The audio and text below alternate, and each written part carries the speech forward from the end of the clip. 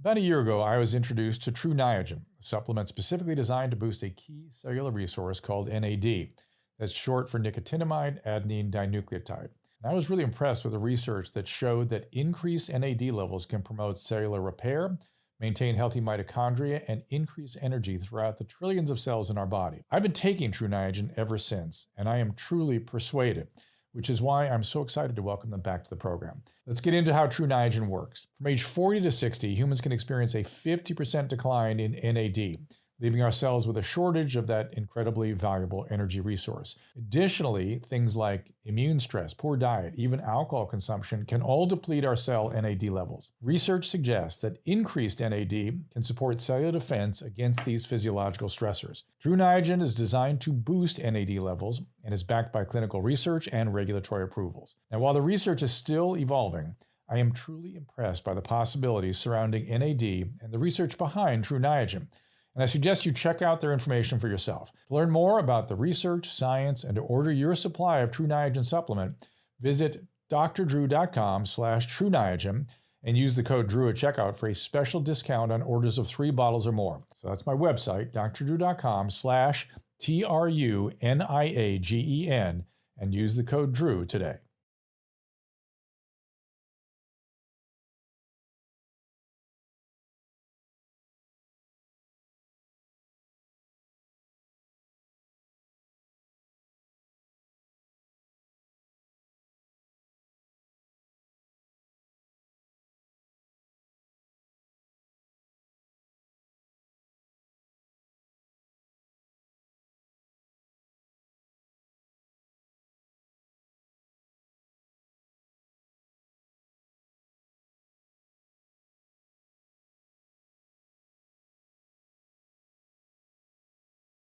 What's happening here? Still no audio once. There we go. How about now? We got sound now? Let's see. Sound now, brown cow. Hey, everyone. It's a dose of Dr. Drew. Can't hear you. Yes, can hear. Can't hear a thing. It's back. Can't hear a thing. Sound there now, you are. brown cow. You guys are all over the place. This the mixed bag of Sorry, data. whenever I get back in the studio after Caleb uses it, something's off. So Got it. it's okay. It's just a little weird glitchy thing. I'll bring my guest in just a second, but let me. I'm going to go over some data here on the COVID thing because it's really kind of challenging to sort out what's going on. It's hard to tell how much of the increase we're seeing is the result of increased testing. There's been a dramatic increase in testing and a moderate increase in positive results. Now, if you look back around the end of May, you can see that things do turn up in most regions of the country that are having a problem. And of course, those regions just happen to be big cities that just happen to have had big demonstrations. So correlate as you will, they also are regions that were moving about. You can certainly blame all of it, right? If you're in a demonstration, you have tens of thousands of people in the street, and then you go to bars afterwards or restaurants, it continues to spread. So it just makes sense. And by the way, if congregating in the streets did not cause an uptick, well, then we should never have locked down. The lockdown becomes completely irrational if you can do something as extraordinary as gather by the tens of thousands in the street and there be no transmission. So there has been transmission. And Dr. Fauci today said that he is concerned that we could see up to 100,000 cases a day in the United States. And that became a big headline. And I thought, that's kind of interesting because if you look at the estimated infections in the United States, at our highest, he had the University of Washington, Dr. Murray, has us at 250,000 cases a day, with documented confirmed infections spiking at around 50,000 cases a day. More recently, though, they've documented 78,000 cases a day. So the different distance between where we are and 100,000 is almost a statistical error. So we are at effectively 100,000 cases a day. But the question is, are we picking up a bigger percentage of the people that are actually out there with this thing? When according to Dr. Murray's models, when we were detecting about 30,000, we were around 250,000 out there. So hard to interpret these things. Bottom line is we are increasing. We are, what I would say, is spiking, and in some states you are actually breaking out, meaning that the rate of increase gets worse every day. Florida, particularly, when you look at confirmed infections there, it's very, very concerning.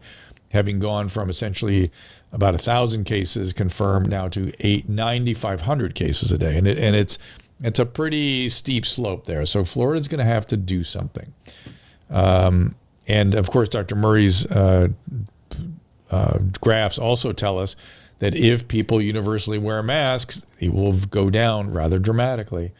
It's hard to know where daily deaths are going to go in all of this because they've been going down in spite of this increase since Memorial Day. So we have nearly a month of increases, and yet the death rate is continuing to go down, which is probably the result of the fact that most of this is young people who don't die of it, and that we are treating this much better. Can I show you something that Lindsay sent me today that CNN put on Instagram? Yeah, I saw that. And then I read it, and it's written by an economist, not a researcher. And at the end, he goes, yeah, but our finding is right there. However, let me read it. However, it's still possible that demonstrations may have caused an increase in the spread of the virus. Okay.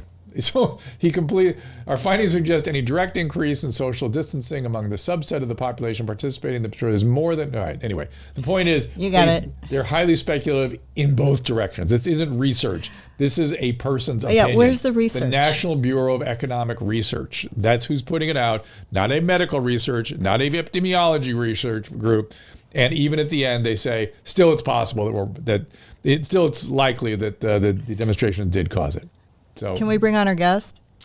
No, I'm not done yet. Okay, let me take his head off of here before I put you back. So here we go. Let's in Florida, okay, Tampa, St. Pete's. You guys aren't wearing your masks. I get it. Fauci is not good at causing fear and panic. Fauci tries to call it like he sees it rather conservatively, really. I mean, he does overstate risk sometimes, but I don't think he's, trying to induce panic. I really don't. The press is trying to induce panic.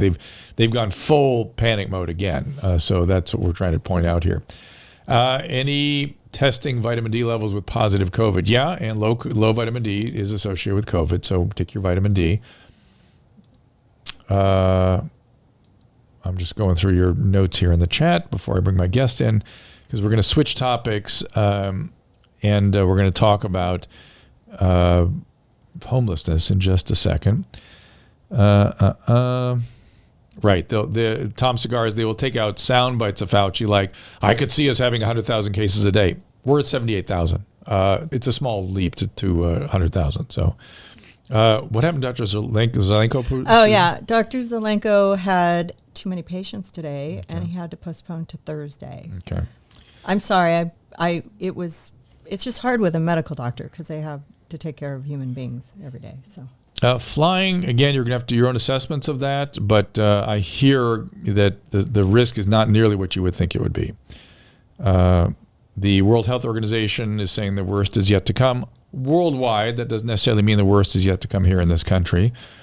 The gyms got shut down again. I'm aware of that. All right, let's bring the guest in. So my guest is Peter Kwong. I do have one other thing that I saw on the internet, if you want to do it really quick. Okay. So, breaking states ordered to fraudulently inflate COVID-19 cases 16 times the national rate, the actual rate. I don't know what to make of that. Well, it said something about like they count all the people that you've been in contact with as confirmed cases. I don't know where I found this, but it just, I don't know, it popped up and I was like, I wouldn't. Is that InfoWars? Yeah, that's. But you see something like this and people believe it. That's what bugs the crap out of me. Well, that's why I don't.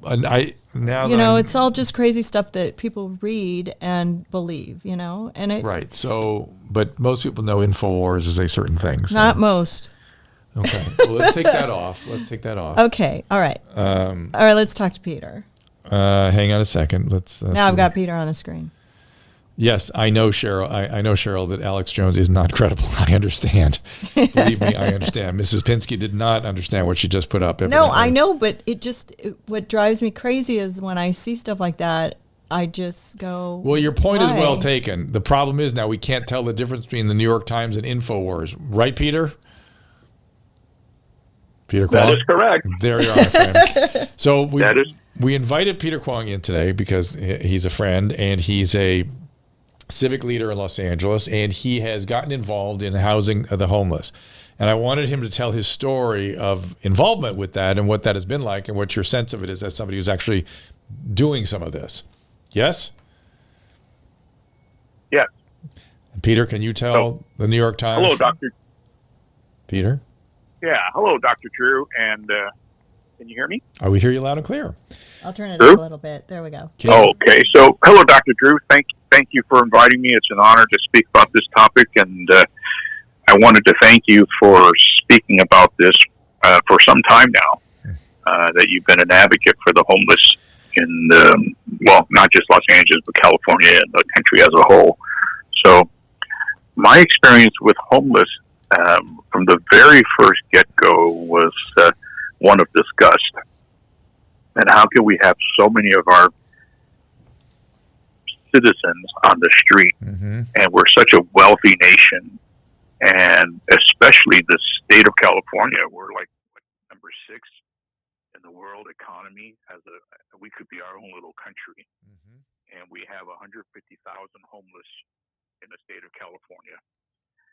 And so when I first started thinking about this and working with the state of California, I can't tell you how much criticism I took from our own community.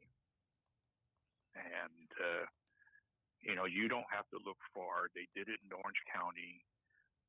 They've done it in many cities where everybody wants to talk about helping, but NIMBYism is strong, and they don't want it in their city, or not in my backyard. Right. So, and I called the state and I said, hey, we're going to have some issues here. I don't want people protesting me. And the state said, don't worry about it. Your city leaders are with you. Your state government leaders are with you. Your governor's with you. So don't worry about it. So I didn't. And we moved forward. Okay. And I'm housing them. Good. And, there are no major issues. These are just people who are down on their luck. And of course, there are some mental issues. And the state's doing a great job with having psychologists, nurses, admin people on the property to help out. And so that's not an issue. And, sometimes because I'm under lockdown, I get bored and I go down there and hang out with them. Good. And I talk to them. Of course. And, they just want someone to talk to. Well, so how does it work? They're normal people. How does it work? How much do they pay for it? How much services do they get? How are people selected for it? How does it work? I have been told by the state I can't mention those issues. And I know I can't talk about those things. How about how somebody wait. How about how somebody gets selected? Can you talk about that? I don't know how they get selected. I know there's a long line of people wanting to get selected. And the fact that people say the homeless don't want to be in a shelter, and that is just wrong. Word gets around very fast on the street. And so they'll walk in asking to be housed. And so if that's not the case, then how is it that they find out that the homeless are being housed with me? Right. Why are they walking in? The problem is it's a mixed population. Some want, some don't want, some are temporarily there, some have been there for years. Correct. And this is what I'm interested in, is how they figure out who gets what, and how they deal with the resistant types versus the non-resistant types. And are they, like, for instance, is this group you're treating getting vocational rehab? Are they sort of trying to get them out into the workforce? I don't know. I know that the ultimate goal is to place them in permanent housing. Some are capable of working, and they've asked me for a job. And some just can't work. They have issues, which is the sad part. And I'm sure some of these are veterans, and I don't really know. Right. They look like they could be veterans. Right. Right. But if you give them clean clothes. You couldn't tell them from anybody else walking down the street. Well, right, but a lot of them have. If you have severe enough mental illness that you can't work, that is severe mental illness, and that needs to be treated accordingly. That is severe. Yeah, absolutely, and we have some of those too. And I talk to them, and the problem with us in the States is that we don't have a safety net. A lot of these people have no families. Mm-hmm. And they may be 3 to 4 months of reserves, and that's it. Right. Once they lose their job, once they finish their reserves, they're done. They have nowhere else to go. They have no family to turn to. So unless you have family, that is your only safety net in this country, which is really sad. And friends. Friends. A lot of people use friends, too, to be fair. And friends. If Peter, people are asking you to tell them more about what you are, and I didn't know how to describe and what I should or shouldn't say about what you do and what your positions are.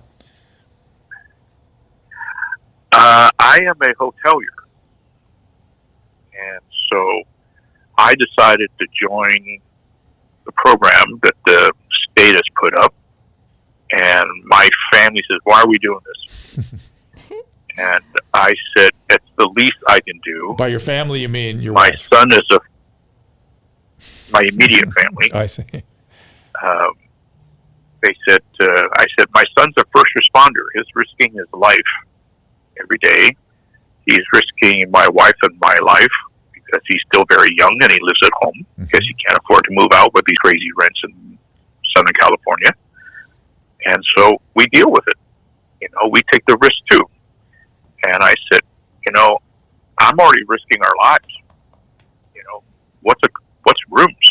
Rooms are nothing to risk. Well, the incidence in the homeless, the COVID incidence in homeless was remarkably low.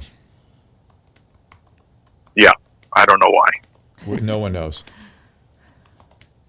Yeah, but they still need to be off the streets if we need to fix, anything we have. I mean, it's just really sad, that we don't do this. And there's not enough housing to go around. But again, what kind of services are they getting? Do you know while they're there? You said vocational rehab. Well, they'll be, they have nurses and they have doctors. They come by. The doctors will come by. The nurses are there every day. Nurses 24/7. Nurses every day. Now, what population needs every day? What population needs a nurse visit every day? Well, it is to make sure that the homeless community will stay there. And like I said, NIMBYism is strong.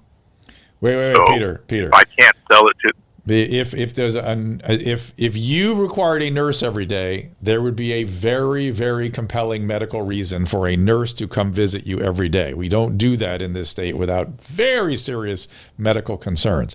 So each of the people in your facility must have really significant medical issues. And do we have? I would say they're more mental than health. Right. So they're psychiatric. So you're essentially running a psychiatric unit there, just sort of a residential psychiatric unit. That's good. Which is fine. Is what I keep saying. Maybe a detox too. Probably some detox but this is psychiatric care. This is not they lost their job. This is not they need housing. This is they need a residential psychiatric unit, which is why the nurse and the doctors come by. That's what we do in a psychiatric hospital. We need That's more all of we those. do. That's all we do. Yeah. So they're tested every day. Yeah, so to say that this is a job and housing issue, it's more complicated than that, and that's the part I keep saying, which is. Oh yeah, I don't pretend to be an expert on homeless issues. It's well above my pay grade. No, stop. It's very complicated. It isn't that complicated though, because we throughout human history have cared for people with these illnesses. We've always done it. And to say that we don't know how to do it or that it's complicated is just so baffling to me, because I've worked in that environment for decades. I know exactly how we do it, and it's not that hard. And it's just you have to have some laws and some facilities and adequate, like you've seen, nurses and doctors and social workers. And a motivated patient, and then a plan for what to do with an unmotivated patient. And what to do when this COVID crisis is over. And what are they going to do? Are they going to keep them in your hotel indefinitely, or do they have to get a job after a certain period of time? I don't think so. I think they're going to be looking for permanent housing. Mm-hmm. And here's what I'm thinking. Until you take the business end out of the homeless issue, right, you will always have homeless people, period.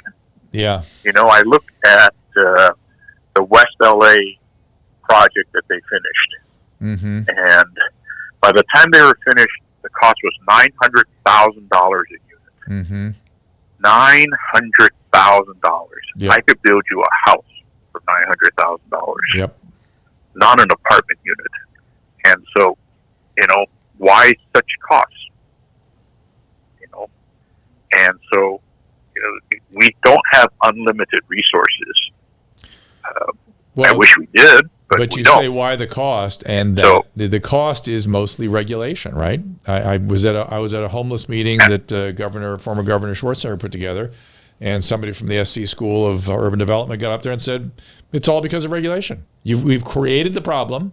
We can uncreate it, but we have to uncreate it, or else it's going to be impossible to build the housing because of the prohibitive. Right, and so that's a lot of money, $900,000 a unit, Drew.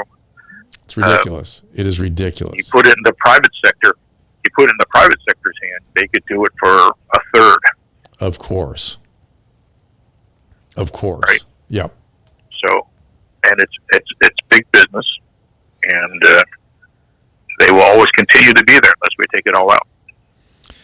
Well, I just wanted to question you for a few minutes about what this has been like, and thank you for doing it. And it's not that hard once somebody steps up and said, I'm just going to do this. I'm sure it all came together pretty quickly. Yes?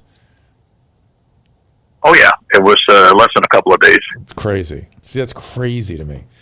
That it's so easy. The faster we could do it, the better. Have other hotel owners stepped in as a result of your modeling? They have, and everyone that I've spoken to have had very positive comments that they shared with me. Unfortunately, we just don't have enough people who are willing to take the risk of doing it, and we try to share with other hotel owners to let them know that it's a great reason to do it. It's good for your soul. It makes you feel good. You can sleep well at night knowing that you've taken care of another human or lots of humans. I'm just hoping it gets a little easier. So the Restream is saying $9 million, and somebody said 9,000. $900,000. $900,000 per one occupant unit. Somebody before said 600,000, but still, if it's 600,000 or 900,000, it doesn't matter. Really. It ended up being 900,000. They were saying 700,000 at one point, but it's just 10 times what it should be. You could buy the building. Right. Right. Probably for a lot less. Why build it? Right? Just go buy one. Yeah. Well, that's what they're doing. Thank God. They're going to people with hotel facilities, and then I like the idea that when you look at, I don't know, when they talk about permanent housing, I don't know what they're exactly aiming for and how they're determining who is eligible for that, depending on the nature of the psychiatric condition they have. But this all started, Peter, because we dismantled the healthcare system. We completely dismantled it, and hundreds and hundreds and hundreds of thousands of people spilled into the streets, the prisons, and the nursing homes with no plan for what to do for them. And now, slowly, Jesse, FEMA tents has been suggested by several people. Oh yeah, I saw that in San Francisco, and it wasn't working out very well. And that wasn't FEMA tents. That was just tents. Oh, that was just But they're not having good luck with the whole hotel thing in San Francisco. But Peter was also telling me that they have curfews, and they can't go out. They have structure. It's residential psychiatric care. That's all that. That's what brilliant. that is. That's what brilliant. That is. We know how to do that. There are people that can deliver it. Peter?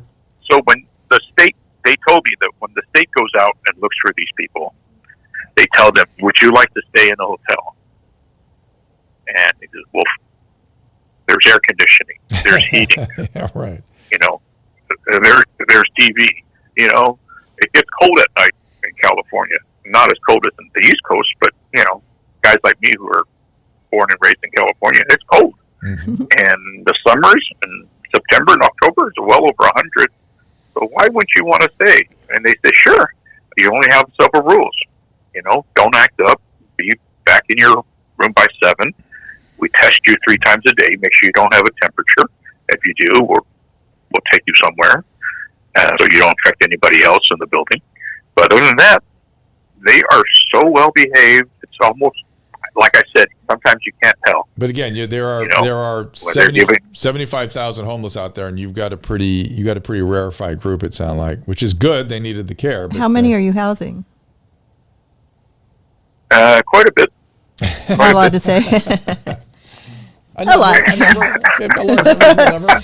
I know. You have to. We don't want to do anything to. But cause you problems. Master of Blackjack is pointing out that Prop 47, AB 109 are the source of a lot of this. Absolutely, 100% true. Right.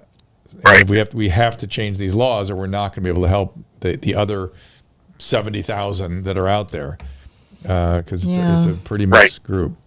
And there's going to be more after this whole economic crisis, and families out on the street and people who can't afford their living now because apparently they don't have the jobs. Philadelphia mayor is now going to follow Garcetti's. Good luck with that, Gregory, in Philadelphia. It's unbelievable. It's unbelievable that somebody who's failed horribly at the homeless problem, that you want to follow him. That's just too much. Wow. Well, it's been trying times. All right. Well, Peter, thank you so much for joining us. We just we do appreciate. God bless you, Peter, for coming on and explaining, and appreciate you doing that work. And let's see if we can Thank get you. a bigger. And Drew, thank you. And Drew, thank you for all you've done for this issue. I know you've been talking about it for a long, long time now, and I'm glad you're an advocate for the homeless, and you've been an advocate for them for a long time. So, thank you very much. Well, you got it. Thank you so much, Peter. We'll talk soon. All right, buddy. Talk soon. Bye-bye. Yes, there's a new flu out there. Somebody's texted me about that's an H1N1 flu that has taken over a slaughterhouse. Hold on a second. Did you set up the Zoom yet, Susan, for Fox 11? No, not yet. Why, you need it right now? What they're asking what time they should call you. Oh, when we're done with this, I can. Okay. Which is approximately when? We should be done here. I don't know. It's about half hour, maybe. Okay. Say 4:15. Okay. Sorry, you guys. We're doing that. Sorry about doing two things at once. Drew just threw I've got to do a hit on KBC tonight and need your help. So we're trying to. And I don't dual task because I have ADD. There you go. Dustin, that swine flu I think has jumped to humans, but very few, and they're containing it now, as far as I know. But that flu, it's an H1N1. It's a subtype of the H1N1, and that is a dangerous flu. That is a dangerous flu. Worse than coronavirus in terms of its virulence. So hopefully they will get that under control for sure. It's, of course, fodder for the panic police to get in here and create some more panic porn for the press. So we'll see if they don't take off after that. I like rhyming today. So do I think the homeless numbers how do you think they'll look if Los Angelinos don't get rent bailouts? Nana, you got to remember, the majority of homeless are mentally ill. The majority. The people that end up on the streets because of a transient problem get off very quickly and back into work and housing very quickly. And there are couch surfing homeless people all over the place. That population will surge if the economic problem is not solved in California. But the issue around homeless is completely dependent on the laws. In California, the reason we had such a massive influx of drug users is we made drug using legal and stealing to support drug use legal and trafficking in drugs legal. And you tell drug addicts that, they come, for sure. And in terms of being able to help resistant patients, we need laws on the books that help us do that as well. So in terms of just the mild mental illness or the chronically mentally ill that are motivated to get housing, we got that covered. We have, and now you just heard about it. In a hotel setting, they can deliver residential services, essentially outpatient services in a residential setting, which is great. It's great. Joseph says Dr. Fauci announced that the masks are not effective against the new H1N1 swine flu. I bet that's probably true because it's not a respiratory virus quite the same way that the coronavirus is. It's a very different thing. Do I predict a second wave? I think we'll have a second wave. It's hard to know how big it will be. The New England states are being overprotective by insisting on quarantine for visitors. Well, New York is doing that too. So it's not just New England states. Cloud, yes, that is true. That cops are being stalked with mental illness cases as opposed to them getting to the mental health system. But there is no way that mental health professionals can show up without a cop in these unstable situations. Because people are not treated for their psychiatric problems, they decompensate to the point that they become violent and dangerous. No social worker or psychiatrist on earth is going to make a call in the outpatient setting on an aggressive, violent, psychotic patient without law enforcement. So this idea that somehow mental health professionals are going to replace police could not be farther from the truth. And there'd have to be a lot of changes in the laws, a lot. And we'd have to create places to put people with these mental illnesses, neither of which exist presently. Is a second lockdown warranted? I hope not. How can we protect ourselves? We have to quarantine for 2 weeks in New York. Yeah, if we go to New York. Wonder how long that'll last. Just while the upticks are up? Yes, that is correct. So the stream is moving rather quickly, and I'm having trouble keeping up with you guys. Set up a banner, and I can't get. Yes, Cloud. Working in tandem is what has to happen. We have to bring social workers in with the law enforcement, and some cities are doing that, and it works rather well. But it is not. It's not an either-or situation. It has to be both. So there you go. And by the way, we could make the situation much better for the standpoint of what the police are being saddled with by rebuilding facilities for psychiatric mentally ill patients and having laws that allow us to put them into places where we can care for them. Yes. But of course we have neither. All right. I'm going to go back upstream here and see if I missed anything from you guys. You want to tell everybody what we're doing tomorrow with Tyrus? They want to hear about where my mom's at first. Oh, I love her intro. Mm-hmm. It was fun. We had a lot of fun. She asked a lot of really good questions. I find Christina P to be a really amazing interviewer, and I was a little nervous when I got there, but she made me feel at home, and we had fun. It was really fun. 12 Benadryl will not push the COVID out. Sorry about that. Tell him you liked it. I'll go back. Long-term effects on opening K through 12 have on kids. The American Academy of Pediatrics is gravely concerned about not opening schools for kids. The impact on their mental health has been profound. You may change the trajectory of development of an entire generation if we don't open up schools. And kids don't get COVID and don't transmit COVID. They get influenza and they can get harmed by influenza. But the American Academy of Pediatrics is recommending strongly rapid opening of schools because they are seeing all kinds of profound mental health issues and developmental issues that are concerning. So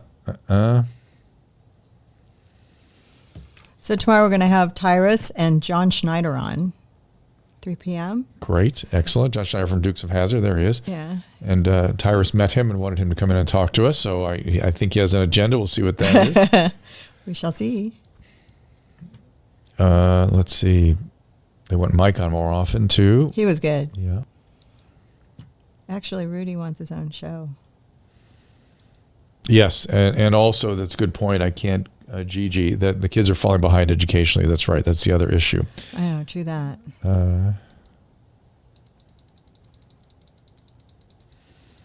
Okay.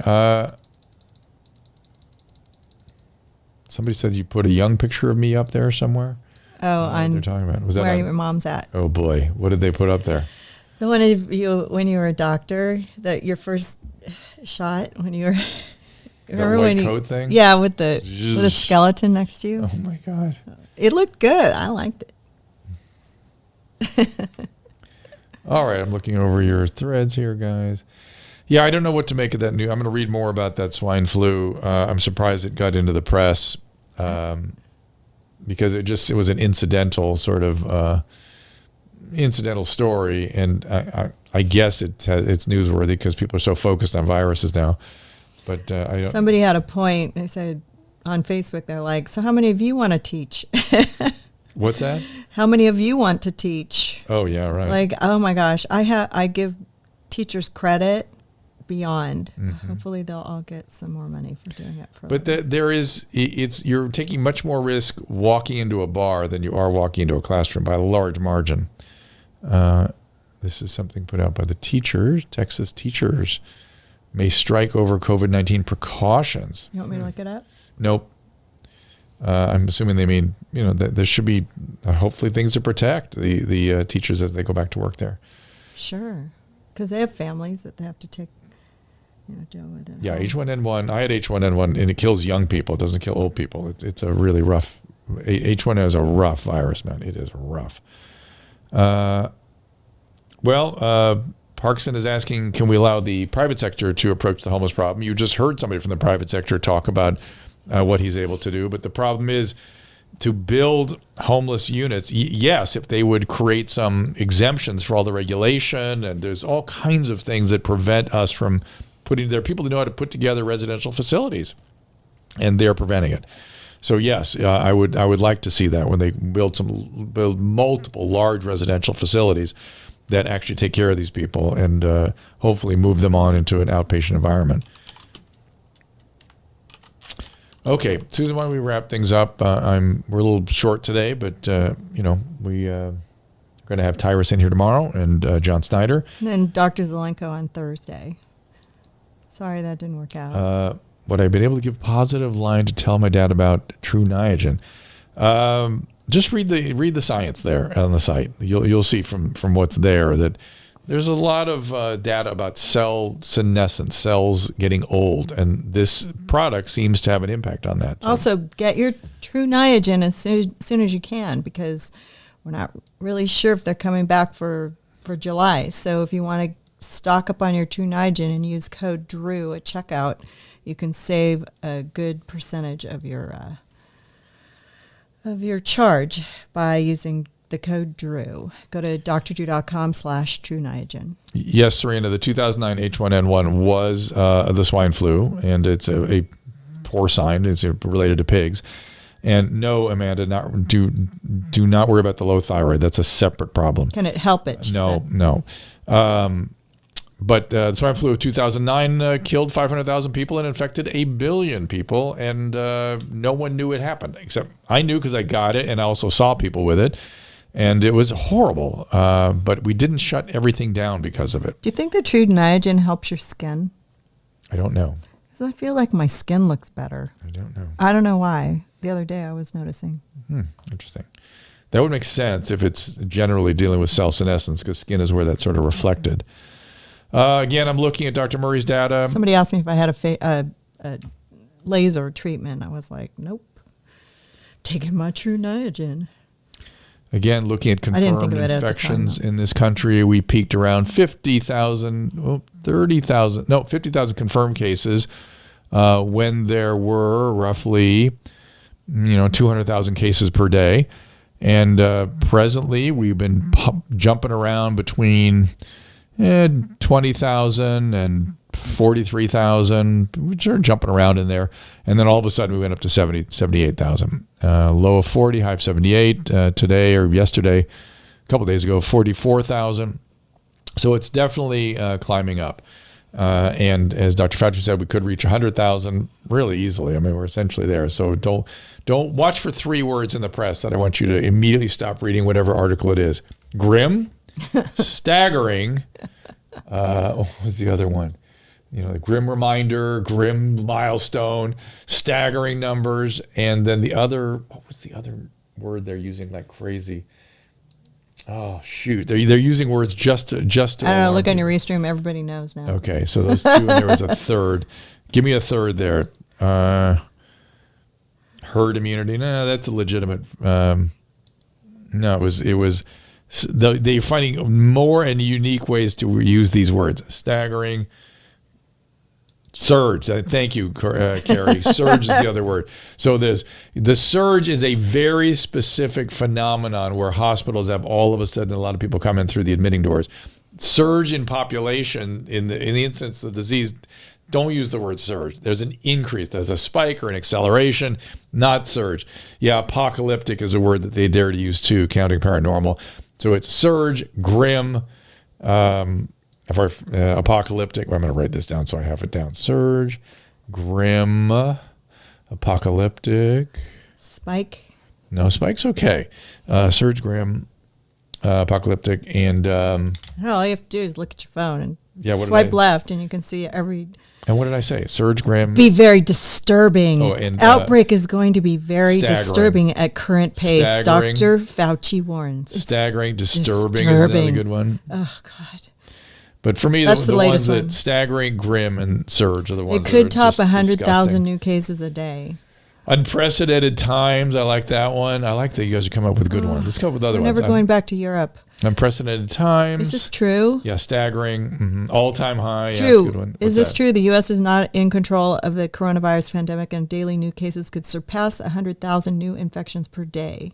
Didn't I just say? Outbreak continues on its current 10. So the multiple times that I said that, you didn't hear me? I didn't hear you. What? What'd you say? I said that if you go to Dr. Murray's data and you look at the confirmed cases, when we were estimated to have 250,000 cases a day back in April, we were percolating around with confirmed cases as high as 48,000. A day. We've been going between lately a day, 20 to 30 to 43. We've been between 20 and 43 a day for the last couple of months, and we spiked recently to 78,000. That was on June 22nd. So we are at 100,000 effectively. We are there. It's a small climb to 100,000 from where we are. So for them to put headlines like that out there, and you should see the picture they put of him. It's just ridiculous. Yeah. So I'm saying, pay attention, look at the data. I mean, I haven't looked at my phone in a few days because I kind of take catastrophic. That's another good one. Oh yeah. Here, I'm going to show you that. I mean, look at the picture they use. It's hysterical. It's like of Dr. Fauci. Yeah, holding his face. Okay, here's the headline. Mm-hmm. Very disturbing. And look at his face. Look at the way he's holding his face. Yeah. Did you see that? I actually saw the interview, and there it is. There it is. Oh no! Yeah, we should all worry. That's not how he looked when I during that interview. I know, and he's got. Does he have a football thing? Washington Nationals. Unfathomable. That's another good one. Go back to the football. Unfathomable. Oh, yeah. Is now outplacing that of April. Very disturbing. It is disturbing, but it's not going to kill everybody. So again, I'll point out that most of the people that are getting sick are young. So it's people that went to the demonstrations and went to the bars, and they're not dying. There's an uptick in hospitalization, so they are being hospitalized to a certain extent, but they're not dying, which is also a sign that we're doing a better job of treating this thing. So it's all those combined factors. So when Fauci says, I can't make an accurate prediction, but it's going to be disturbing, why does that become the headline? When he says, I can't make an accurate prediction, right? But it's going to be very disturbing. We are now having 40, wait, let's read what he says. Go back up, please. More. We are now having 40,000 plus new cases a day. I would not be surprised if we go up to 100,000. That must have been before we went up to 78,000. If this does not turn around, and so I'm very concerned. Yeah, that's his job to be concerned about these things. That's right. Let's see. That's a graph that goes up. Let's see. What do me a favor and put the cursor on the line on that graph. They don't do that. Where do you want it? June. This is July. Yeah, I guess it doesn't go very far into July, even, does it? Which is kind of interesting. That's essentially just June. And they're making it look like, wait a minute, enlarge that graph. Let's see how far out it goes. Let me go. They're making it look like, oh my God, look, it's upsurging, and they're not even looking at the right information. Fix it. Just I think you just click on those 2 arrows. All you have to do. No, I had to make it wider on the screen for you. And click on those 2 arrows. There you These? go. Oh. Yeah. Oh, well, that's going to do There you go. something That's weird. what I want. That's what I wanted. Okay. Here? Like that? I want to see how far out it goes. I can't see it on the screen now because it's off the screen. See, yeah, it's let me. No way to move it. It's there it is. Yeah, see, it only goes to July 1st. So, I mean, whoa, sorry, my grass. bad. That's right. I don't need any more. That's fine. Average has risen by over 30% compared to a week ago. Yeah. We're getting a spike. But the thing to watch out for is acceleration. Where it's getting, so we get a spike and then a bigger spike and then a bigger spike. And that's a concern. When it accelerates, when it's going exponentially like that, that's when you have a problem. And you might want to look at the Florida graph. Florida looks pretty nasty. I'm trying to see what the last paragraph. If you looked at confirmed infections versus estimated infections doesn't look so bad. It looks like they've had a lot more flying around than they knew. But when you go to confirmed infections, it goes from 1,000 cases up to 9,500 cases in a very short period of time. So that is concerning. Oh, I beg your pardon. I was thinking that that graph was okay. That graph did show what I thought it was supposed to show. The graph I was being critical of, I'm rethinking what's on that graph, and I don't know what I was doing in my head, but I did the math, did the months wrong. So what do you want to look at? U.S.? Put Florida on there. Put Florida. Everybody can see this now? Yes, death rate is falling. Somebody's pointing that out. Bones. Yes, bones. It is. There's Florida. And we'll either see it, it's a lagging indicator, so we may see this is the pop deaths. up soon. Here's the deaths. Yeah, I want to see the cases. It's too big. Hold on, let me make it's it all right. We can get to... I just want to make it fit in the screen. Right. Okay. All right. And go down. Daily deaths. Down. Infection and testing. Okay, now click on... Is there some above scenario there? Yes. Click on confirmed infections. Yes, sir. Okay, see how that changes? That's what's going on in Florida now. That's nasty. That is not good, right? That is not. Is that happening in California too? Well, let's go. I'll show you California. Is that why you can't go to New York? No, it's Florida? not. It's not like that in California. I'll show you California's got a different. I want to go to California, to New York. Okay, here's California.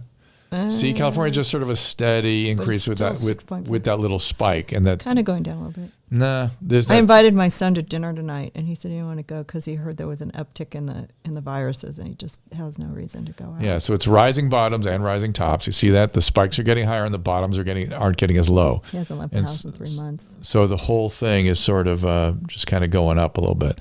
And again, look at the death rate, though. Let's go up to the death situation, and that's kind of it's plateauing, falling, that kind of thing, and would get better in that bottom dotted line if we wore our masks. Yeah, but these daily infections aren't because of the protests, or are because of well, hang on, go back up there to the daily infections. Yes. Okay, that you see that it started really going up around Memorial Day, and that's about when things got going. That's when we opened up and when we had the demonstration. So 438 to 4,448. Yeah, and so now put the just the estimated infections up. Yeah. Up here. Yeah. Whoops. No. Sorry. No. Oh, you mean I have to click that other thing? Click that other thing. Okay, estimated infections. There you go. And let's see it. Sorry. Other way. And you can see there that the estimated infections are staying up and even climbing a little bit, but they can be dramatically decreased with wearing the mask. Yeah. That's the lower dotted line you see there. So there you go. Wearing the mask is not the same thing as having. So, Drew, when we go to New York, do you want to just hang out for 2 weeks in the apartment? We may have to. Once you put up, people are asking about Arizona. Put up Arizona, and you kind of see Arizona's. I did put that up, shouldn't we? Now go back to the daily infections. This is infections and testing. And then go now. That's the estimated. Now go to the confirmed. Yeah. felt that kind And you'll see it's also kind of, but they're only like good. 4. We had like 6,000, so they're Right. we have That's more because we have more people. It's a much smaller state, but you see Arizona looks How's a little Nevada? nasty too. Nevada looks fine. Go ahead, because we're going to Nevada apparently. I know we have to go. My son's there right now too, so he may be quarantining for a couple. So see, months. Nevada had some spikiness, but look at the actual number. Like 1,300. 300. We were up to 11. Yeah, so they went up 1,300. Now we're at 1,000. Yeah, so they're spiky again. Everything's spiky. Mm-hmm. Go to the estimated infections. If it wasn't spiky, then we wouldn't believe it was a virus, right? If it wasn't spiky, we never should have locked down. Right. Right. So it makes me feel better for doing it. Where are we going? Go to the stay in Nevada. Nevada. Oh. Yeah. And go to the estimated infections. There you are. And you see, it's masks. Mask again. About the same. Mask again. Yeah. 1,000. Yeah. Infection. So Florida, and want to see Texas. People are concerned about Texas too, which is all in the news quite a bit. No problem. I can do it. Everybody likes reading graphs with you, so it's.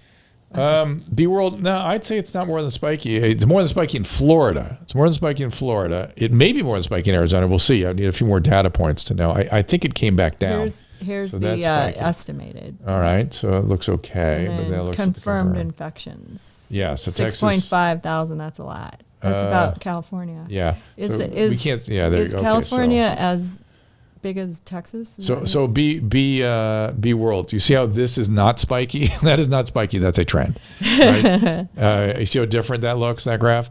What's going on in Texas? Yeah, that is not good. That is not good. They got to get that under control. Yeah.